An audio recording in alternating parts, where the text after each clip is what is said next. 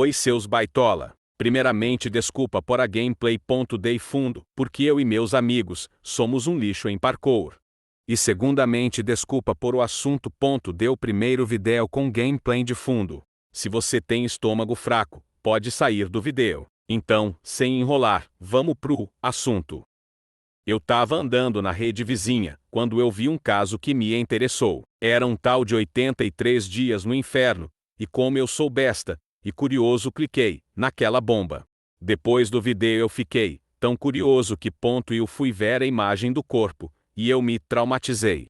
Mano, para vocês terem ideia, o cara era um esqueleto feito de músculo, então, por favor, não pesquisem. Bom, o nome do cara aí, Esashi. Ele era de uma cidade pequena do Japão, onde tinha tipo uma usina nuclear, e ele trabalhava lá. Mas por que tipo uma usina nuclear? Porque o propósito daquela usina era transportar urânio para outras usinas. E para o urânio ficar estável, eles misturavam ele com outros componentes químicos e depois causavam uma fissão nuclear em uma máquina. Mas por o que eu vi, essa era a maneira segura e apropriada pelo próprio governo. Mas como eles eram vagabundos, descobriram uma técnica mais fácil e barata. Que era pegar tudo, tacar em um balde, jogar na máquina e fechar. E claro que isso ia dar errado uma hora, porque o balde era todo aberto, e com radiação não se brinca. E esse era o trabalho do Esashi. Mas no dia 30 de setembro de 199, tudo mudou na vida do Esashi.d, e uma forma que ele preferiria tal morto esse tempo todo. Tava ele, um colega dele e o chefe, o Esashi, era novo na usina e queria prestar serviço, algo que era melhor ter deixado quieto. O chefe dele estava segurando o funil, porque eles estavam com pressa, pois eles estavam com os materiais atrasados, e fizeram a fissão de um jeito mais vagabundo ainda. Meio que eles pegavam o balde e misturavam tudo logo e depois tacavam na máquina.com, o auxílio do funil que o chefe deu Esashi estava segurando. Como eu disse anteriormente, o Esashi era novo e queria prestar serviço, e disse para seu chefe se sentar numa mesa que ele ia segurar o funil, a pior escolha da vida dele. O Esashi estava inclinado segurando o funil e seu colega estava jogando as coisas num balde, quando o que era para acontecer quando a máquina for ligada, aconteceu quando o colega do Esashi estava jogando as coisas na máquina. Para você ter ideia, por o que eu vi, o máximo nível que um humano pode aguentar é 5.